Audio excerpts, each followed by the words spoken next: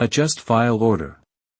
When the order of the PDF files in the folder is not the order in which you want to merge them, you can also adjust the order in the file list within the software. First, import the files into the file list. Then, select the back cover page and move it to the bottom by clicking the Move to Bottom button. The file will be moved to the bottom of the list. Next, select the Contents page, move it to the top by clicking the Move to Top button. The file will be moved to the top. After that, we need to move this page just behind the cover page, so we click the Move Down button.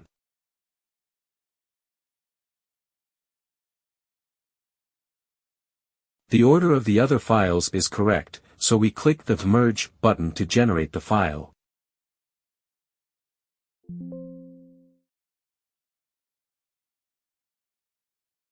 Let's check it.